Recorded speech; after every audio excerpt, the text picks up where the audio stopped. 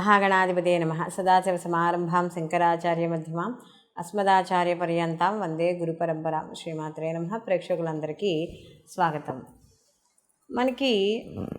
మనం సాధారణంగా వింటూ ఉంటాం, అంటే మా దగ్గరికి వచ్చేవాళ్ళు ఎక్కువగా చెప్పే విషయాన్ని నేను చెప్తున్నా. ఏమంటే మా దగ్గర జాతకాలు లేవు, కానీ మాకు చిన్నప్పుడు మా పెద్దవాళ్ళు పేరు పెట్టారు, ఆ పేరు పెట్టిన దాని ప్రకారం రాసి తెలుసండి అంటారు.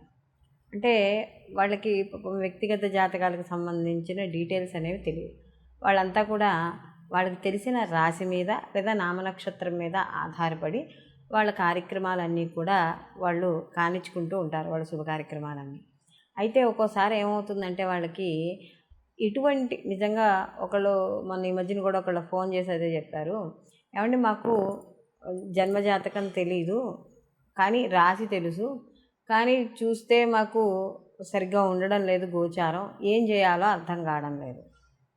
అయితే ఇక్కడ జాతకం తెలిసినా తెలియకపోయినా, జన్మజాతకం వ్యక్తిగత జాతకం తెలిసినా తెలియకపోయినా కూడా వీళ్ళకి ఏదో ఒక రాశి ఉంటుందిగా. వీళ్ళ పుట్టిన సమయానికి అక్కడ దగ్గరలోని పంతులు గారు పలానా రాశి అని చెప్తారు, లేదా ఆ నక్షత్రానికి అనుసరించి నామాన్ని ఇవ్వడం అనేది, అంటే నామకరణం చేయడం అనేది జరుగుతుంది. కాబట్టి దాన్ని ఏదైతే మనం పిలువబడే వ్యవహారిక నామం ఉందో ఆ వ్యవహారిక నామాన్ని అనుసరించి తగిన నక్షత్రాన్ని తగిన రాశిని కూడా చూసుకుంటూ ఉంటారు.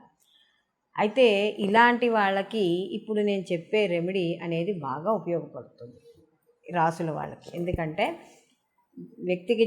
వ్యక్తిగత జాతకం తెలియని వాళ్ళకి జన్మ రాశి ఏదైతే ఉందో ఆ రాశి తెలిస్తే తద్వారా మనం పరిహారాలు చేసుకోవడం ద్వారా మనకి ప్రతికూల ఫలితాలు తగ్గి అనుకూలమైన ఫలితాలు పొందడం అనేది జరుగుతుంది. కాబట్టి ఇప్పుడు మనం అసలు ఒక్కొక్క రాశి గురించి మనం తెలుసుకుందాం. ఈ 12 రాసుల వాళ్ళు అసలు చేయదగిన రెమెడీస్ ఏమిటి, వీళ్ళు అంటే ఎవరైనా చేయగలే రెమెడీస్ ఇవి. కాబట్టి అవి ఏమిటి అనేది మనం ఇప్పుడు తెలుసుకుందాం. వృశ్చిక రాశిలో కానీ చూసుకున్నప్పుడు విశాఖ 4వ పాదము, మనకి అనురాధ 1, 2, 3, 4 పాదాలు, జ్యేష్ఠ 1, 2, 3, 4 పాదాలు మనకి వృశ్చిక రాశిలోకి వస్తాయి. వృశ్చిక రాశికి రాష్ట్రాధిపతి వచ్చి కుజుడు. అయితే ఇక్కడ ఈ యొక్క వృశ్చిక రాశి వాళ్ళు లైఫ్ లాంగ్ పాటు ఇక్కడ కొన్ని చేయాల్సిన పనులు, కొన్ని చేయకూడని పనులు కూడా ఉంటాయి. అసలు అవి ఏమిటి అనేవి మనం తెలుసుకుందాం.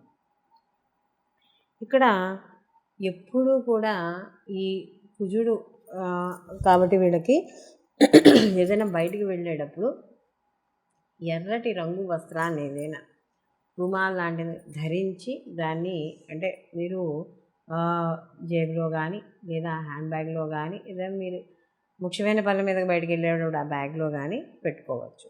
అలాగే మంగళవారాలు నియమాలు అనేవి తప్పనిసరిగా పాటించాలి. అండ్ అలాగే మీరు ప్రత్యేకంగా ఇంట్లో ఏదో ఎరుపు రంగు కర్టెన్స్ అని అలాంటివి వాడకండి. మీరు బయటికి వెళ్ళేటప్పుడు కేవలం ఎరుపు రంగు కర్చీఫ్ని పెట్టుకోండి అంతే తప్ప ఇంట్లో ప్రత్యేకంగా ఎరుపు రంగు వస్త్రాలు అనేవి మాత్రం ఇక్కడ పెట్టవద్దు.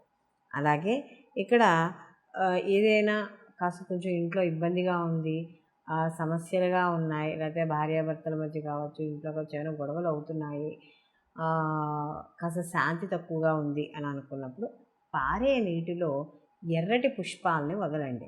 ఇలా ఎర్రటి పుష్పాలను పారే నీటిలో వదలడం ద్వారా కొంత మీకు ఉపశమనం అనేది కలుగుతుంది.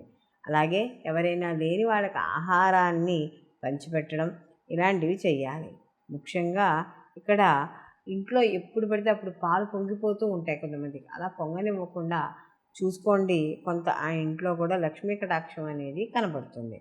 అలాగే ఇక్కడ కొంచెం బాడీ కంట్రోల్లో ఉండడానికి కావచ్చు, దేనికైనా సరే ఉదయాన్నే తేనెని స్వీకరించడం ద్వారా కూడా మంచిది.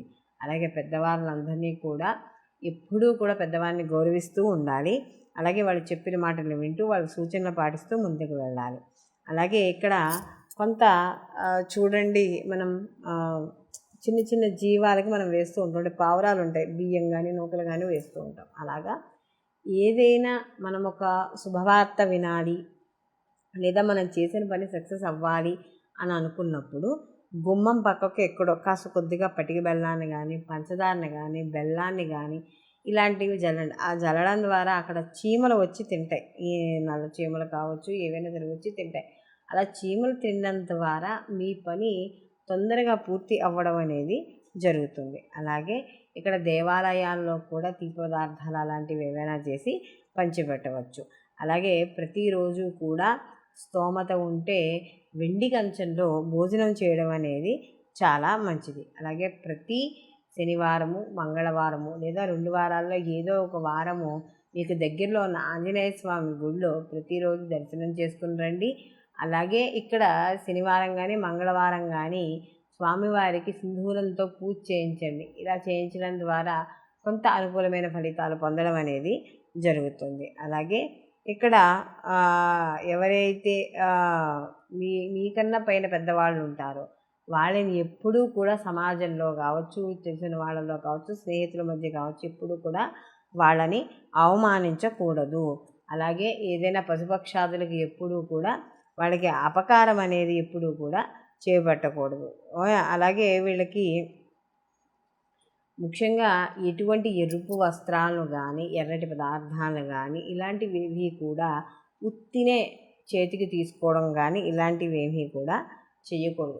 అలాగే ఈ యొక్క రాశి వాళ్ళు కానీ చూసుకున్నప్పుడు ప్రతి నిత్యము కూడా సుబ్రహ్మణ్య కరావలంబ స్తోత్రాన్ని చదువుకోవడం లేదా సుబ్రహ్మణ్య ఆరాధన చేసుకోవడం, ఎర్రటి పూలతో స్వామివారిని ఆరాధన చేయడము, ముఖ్యంగా వచ్చే మనకి ఈ నాగుల చవితి, సుబ్బారాయుడు షష్ఠి ఇలాంటి వాటినప్పుడు స్వామివారిని ప్రత్యేకంగా ఆరాధన చేయడం, ఇలాంటివి చేయడం ద్వారా కొంత అనుకూలమైన ఫలితాలు మీకు పొందడం అనేది జరుగుతుంది. మొత్తం మీద ఈ యొక్క రాశి వాళ్ళకి కానీ చూసుకుంటే కుజు యొక్క ప్రభావంతో ఎప్పుడూ కూడా అధర్మ మార్గానికి పోకూడదు, పెద్దల్ని ముఖ్యంగా నిందించకూడదు. ఇలా చేసినట్టయితే కొంత ప్రతికూల ఫలితాలు మీరు పొందడం అనేది జరుగుతుంది. అయితే ఇప్పుడు మనం చెప్పుకున్న రెమెడీస్ అన్నీ కూడా సాధారణంగా ప్రతి స్త్రీ కానీ పురుషుడు కానీ ప్రతి నిత్య జీవితంలో చేసుకునేవే. అంటే మనకి ఇప్పుడు మర్రి చెట్టు దగ్గర దీపం పెట్టుకోవడం అని కానీ, అదే రావి చెట్టు దగ్గర దీపం పెట్టుకోవడం అని కానీ, లేకపోతే మర్రి చెట్టుకి వెళ్ళి ప్రదక్షిణాలు చేసుకోవడం అని కానీ, ఏదో గోవు సేవ చేసుకోవడం అని కానీ, ఓ వస్త్రదానం కానీ, ఓ ఫలదానం కానీ, ఓ పూలదానం కానీ, ఓ నీటిలో ప్రవహించేవి కానీ, ఇవన్నీ కూడా ఏమిటి అంటే మనకి ప్రతినిత్యము మన నిత్య జీవితంలో వీటిల్లో మనం చెప్పుకునే వాటిల్లో ఏదో ఒకటో రెండో అయినా మనం చేసుకోగలిగేది. ఎందుకు చెప్తారు అంటే ఆయా రాసుల్లో ఆయా నక్షత్రాలకు సంబంధించినవి చేసుకోవడం ద్వారా మనకు ఉండే నక్షత్రాల ద్వారా వచ్చే దోషాలు, రాసుల ద్వారా వచ్చే దోషాలు ఏవైతే ఉన్నాయో అవన్నీ తొలగడానికి. కొంతమందికి కొన్ని అవకాశాలు ఉండవు. ఏమంటే మీరు నదిలో ప్రవహించేటట్టు చేయమంటున్నారు, అవి మాకు అవకాశం ఉండవు. నిజమే, నదిలో ప్రవహించే అవకాశం లేని వాళ్ళు కనీసము దానికి ఆల్టర్నేటివ్ ఇంకోటి చెప్పుకున్నాం కదా.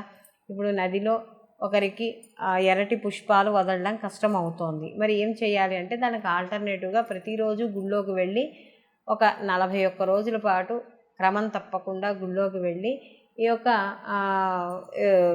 మనకి నచ్చిన దేవాలయంలోకి ఎక్కడికైనా వెళ్ళి శివాలయమో, విష్ణువాలయమో, సుబ్రహ్మణ్య ఆలయమో వెళ్ళి అక్కడికి వెళ్ళి ప్రదక్షిణాలు చేసుకోవడం. ఇలా చేయడం ద్వారా కొంత ప్రతికూల ఫలితాలు తగ్గుతాయి. అలాగే మనం చెప్పుకున్న వాటిల్లో కూడా ప్రతి రాశికి కూడా చాలా మటుకి రెమెడీస్ ఉన్నాయి కాబట్టి వాటిల్లో ఏదో ఒక దాన్ని 41 రోజుల పాటు క్రమం తప్పకుండా పాటించడం ద్వారా తప్పకుండా మార్పు కలుగుతుంది. మేము బయటికి వెళ్ళలేము అనుకున్న వాళ్ళకు కూడా ఆల్రెడీ మనం ఏ స్తోత్రాలు చదువుకోవాలో కూడా చెప్పడం అయింది కాబట్టి కనీసం ప్రతిరోజు ఆ స్తోత్రాలైనా సరే కూడా ఒక సమయ పాలన పెట్టుకుని, అంటే ప్రతిరోజు ఈ టైంకి స్టార్ట్ చేస్తాను, 8ంటికి మొదలు పెడతాను అంటే మీరు చదవదలుచుకున్న 41 రోజులు కూడా ఆ యొక్క 8ంటికే మొదలుపెట్టేటట్టుగా చూసుకుని అలా సమయపాలన చూసుకుంటూ నిర్దిష్టమైన సమయాన్ని ఎంచుకుని చేయడం ద్వారా ఫలితాలు అనేవి మనకి చాలా అనుకూలంగా రావడం అనేది జరుగుతుంది. సర్వే జన సుఖినో భవంతు, లోకా సంస్థ సుఖినో భవంతు.